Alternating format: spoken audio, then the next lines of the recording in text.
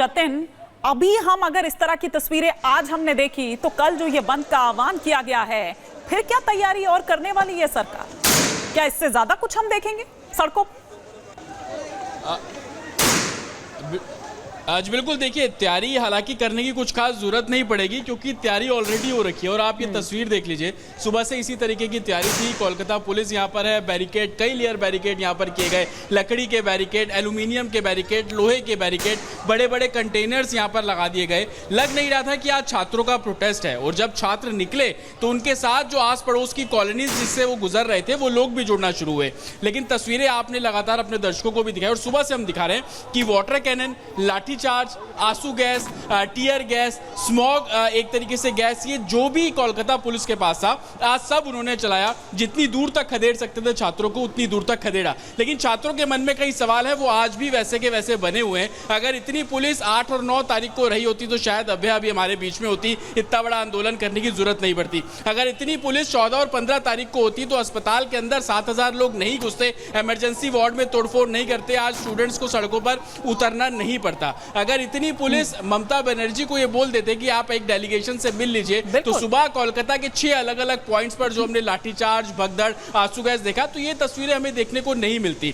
बच्चों में इस बात को लेकर रोष है कि 18 दिन बीत गए, जिस जगह पे वो पढ़ रहे हैं, रह रहे हैं, उनकी एडमिनिस्ट्रेटर, सीएम उनसे आकर क्यों नहीं मिल रही है, उनसे एक बारी बात सुन लीजिए। ममता बनर्जी ने जब पैदल मार्च किया तो कोलकाता पुलिस ने ये बर्ताव उनके साथ क्यों नहीं किया, वो भी तो 1.5 किलोमीटर चली थी। ये तमाम ऐसे सवाल थे जो आज इन लाठीचार्ज के बीच में वही प्रोटेस्टर्स उठाते हुए नजर आ रहे थे। लेकिन कोई जवाब नहीं, किसी के पास कोई जवाब नहीं। अगर कुछ नजर आया तो जैसे बूटों तले रौंदा जा रहा हो, वो दमनकारी जो नीति है वो साफ तौर पर सड़कों पर नजर आई इन छात्रों के खिलाफ। फिलहाल शुक्रिया अनामिका सिंह काली, आपका भी, जतिन आपका भी, इस तमाम जानकारी के लिए। लेकिन तस्वीरें हम लगातार दिखा रखे हैं जो हमारे दोनों सहयोगी सुबह से हम तक पहुंचा रखे हैं।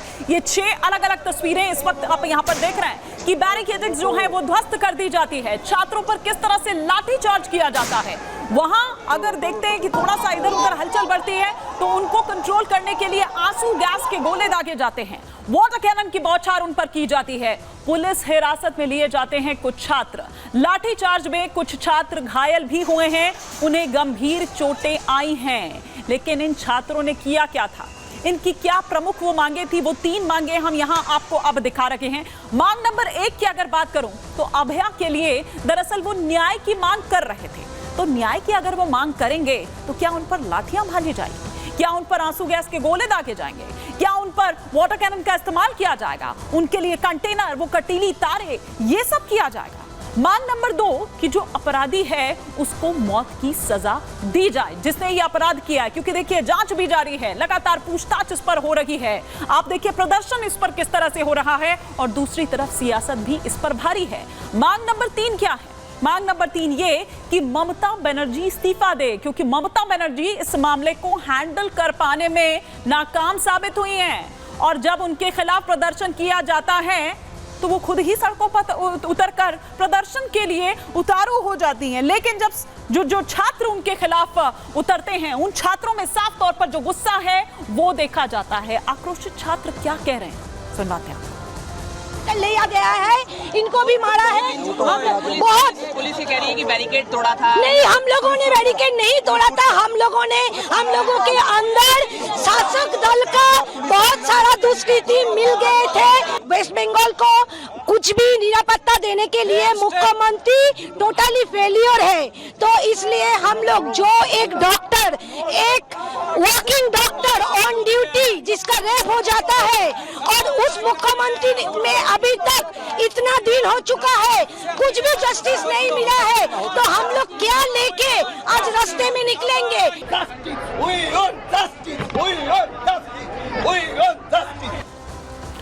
छात्र आक्रोशित हैं और साफ तौर पर वो गुस्सा उस तरीके से सड़क पर नजर भी आया। वी वांट जस्टिस के नारे सुनाई दे रहे हैं। लेकिन आपको बता दें कि इससे पहले जो गवर्नर हैं, सी वी आनंद बोस हैं, उनकी तरफ से अपील भी की गई थी। वो कोर्ट का यहाँ पर मेंशन भी उन्होंने किया। साथ ही साथ ये भी कहा कि अगर वो शांतिपूर्ण प्रदर्शन कर रहे हैं तो उनको प्रदर्शन करने दिया जाए। आप इस तरह से उनका जो अधिकार है उसको नहीं आप इस तरह से मार सकते हैं। हाँ, अगर कोई हिंसा हो रही है, कुछ उपद्रव इस तरह से हो रहा है तो वो अलग बात है। ये भी कहा कि अपनी शक्तियों का दुरुपयोग ना करें। क्या और कहा गवर्नर साहब ने, आइए आपको सुनवाते हैं। The government to remember the strong pronouncement of the Honorable Supreme Court of India. Let not the power of the state of West Bengal be unleashed on peaceful protesters. Democracy can have silent majority, not silenced majority, not silenced majority. और इधर DCP central Kolkata जो है इंदिरा मुखर्जी, उनका क्या कुछ कहना है, आइए वो भी आपको सुनवाते हैं। किसने बैरिकेड तोड़ा, किसने स्टोन पेल्टिंग की, ये तो आपके सामने ही हुआ है। इसका जवाब मुझसे बेहतर आप ही दे सकती हैं। प्रोटेस्टर्स ने ये आरोप किया है, जो भी हुआ है वो तो मीडिया के सामने हुआ है। आप काइंडली देख लीजिए कि किसने बैरिकेड तोड़ा और किसने स्टोन पेल्टिंग की। देखिए, अभी सिचुएशन पूरी तरह से कंट्रोल में है। जितने लोग अरेस्ट हुए हैं, काफी मीडिया के दोस्त मुझे पूछ रहे हैं कि कितने लोग इंजर्ड हुए हैं, इसकी संख्या अभी हमारे पास नहीं है। तो दीदी की तानाशाही, ये आरोप लगा रही है भारतीय जनता पार्टी। क्या कह रहे हैं उनके स्पोक्स पर्सन गौरव भाटिया, ये भी सुनिए। अगर देश में कहीं तानाशाह है तो वो तानाशाह ममता बनर्जी हैं। और ऐसा क्यों कहा जा रहा है? हमने देखा किस तरह से आरजी कर मेडिकल कॉलेज में जिस तरह से एक जघन्य अपराध होता है, हमारी बहन, उनके साथ उनकी हत्या कर दी जाती है और बलात्कार होता। ममता बनर्जी बिल्कुल स्पष्टता से एक स्टैंड लेती हैं कि वो आरोपियों के साथ खड़ी रहेंगी, उनको संरक्षण देंगे। तानाशाह निर्ममता बनर्जी विफल रही कि कानून व्यवस्था मजबूत रहे, शांतिपूर्वक, जो कि उनका संवैधानिक अधिकार है कि प्रदर्शन करें। तो लूंगी वाहिनी जो घुसपैठिए, जिनका धर्म देख के टीएमसी का उनको सदस्य माना जाता है, पुलिस जो है वो मूक दर्शक बनी रहती है। डॉक्टर, युवा साथी, सारे छात्र प्रदर्शन कर रहे थे, उस पूरे मंच को ध्वस्त कर दिया गया, हाथापाई की गई। तो सुना आपने गौरव भाटिया को, लेकिन दीदी को डर, 4 छात्र नहीं पहुंचे घर। नबन्ना अभियान जिसमें शामिल होने वाले 4 छात्र लापता, का कोई अता पता नहीं। बीजेपी ने यह आरोप लगाया है कि पुलिस ने हिरासत में उनको लिया था। छात्रों पर हत्या की साजिश का केस लगा, यह सुबेंदु अधिकारी कह रहे हैं। इधर पश्चिम बंगाल पुलिस ने आरोप पर सफाई दी। छात्रों के लापता होने का आरोप झूठा है, यह पुलिस कह रही है।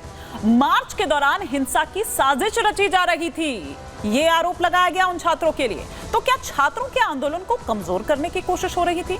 आखिर किसके कहने पर छात्रों को गायब किया गया, ये एक बड़ा सवाल है। और लगातार पहले दिन से, जब से ये मामला निकलकर सामने आया है, तभी से इस तरह के कई सवाल हैं जो मुंह बाएं खड़े हैं। इसी से जुड़ी एक रिपोर्ट हम आपको दिखाते हैं।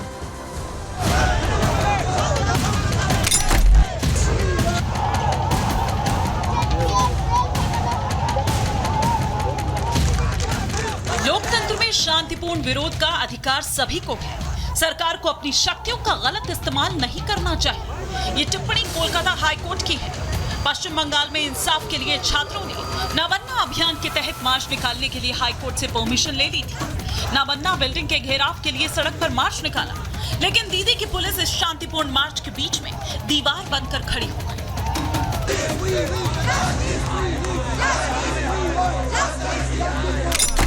इस मार्च को कुचलने के लिए दीदी ने 6000 पुलिस वालों की फौज सड़क पर उतार दी। ये वही पुलिस है जो उस रात आरजी कर मेडिकल कॉलेज से नदारद थी। उस रात उपद्रवी डॉक्टर और मेडिकल छात्रों को पीट रहे थे। और आज पश्चिम बंगाल पुलिस छात्रों पर लाठियां बरसा रही है। नबन्ना आंदोलन को कुचलने का यह अंदाज बता रहा है कि पश्चिम बंगाल में इंसाफ मांगना मना है।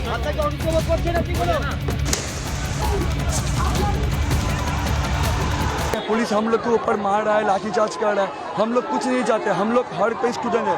स्टूडेंट कभी भी हथियार नहीं होता था। स्टूडेंट सिर्फ प्रोटेस्ट कर सकता है, जो हम लोग कर रहे हैं। पश्चिम बंगाल सरकार महिला सुरक्षा के मुद्दे पर फेल रही है। ऐसे में जब जनता मुख्यमंत्री का इस्तीफा मांगने के लिए सड़क पर उतरी तो उस पर लाठियां भांजी गई, आंसू गैस के गोले दागे गए, वाटर कैनन की बौछार की गई। पुलिस के लाठीचार्ज में कई आंदोलनकारी गंभीर रूप से घायल हो गए। सरकार की नीतियों के खिलाफ प्रदर्शन करने वालों को दीदी की पुलिस ने हिरासत में ले लिया।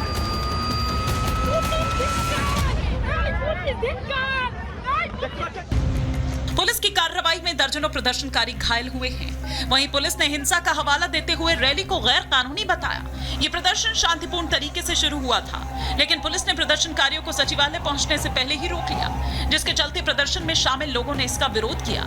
यही विरोध दीदी की पुलिस को पसंद नहीं आया और उन्होंने इस रैली को गैर कानूनी बताते हुए लाठीचार्ज कर दिया।